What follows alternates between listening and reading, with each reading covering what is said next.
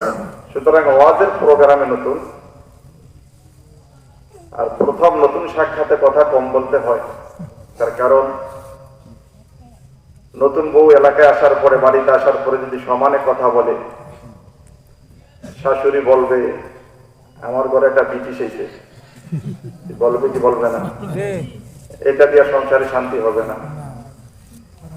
আমি আপনাদের বিরক্তি হয় এমন লম্বা চূড়া আলোচনা করব না। কিছু সময় আপনাদেরকে নিয়ে মুখতাসার কিছু কথা আলোচনা করব। এটা একটা ক্লাস, জানার জন্য এসেছি, শিক্ষার জন্য এসেছি। যে কথা আমি বলতেছিলাম,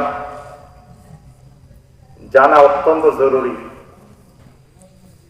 পৃথিবীর মানুষ অনেক কিছু জানে, কিন্তু মূল সমস্যা হলো যে জিনিসটা জানে না, সেটা হলো দিন ধর্ম সম্পর্কে অনেকেই অনেক কিছু জানে না।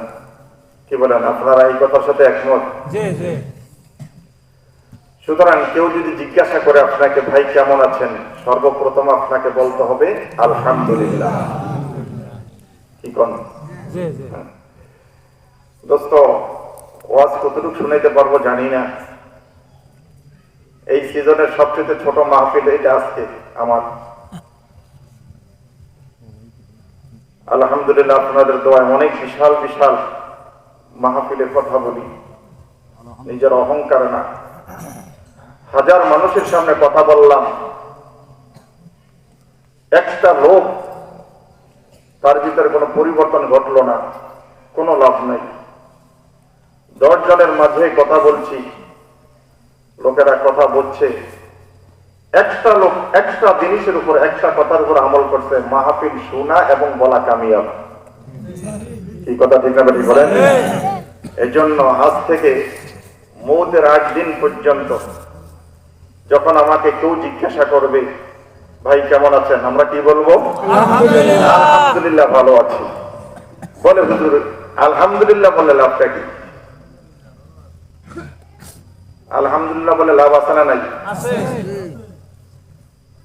হাদিস শরীফে আছে, قال النبي صلى الله عليه وسلم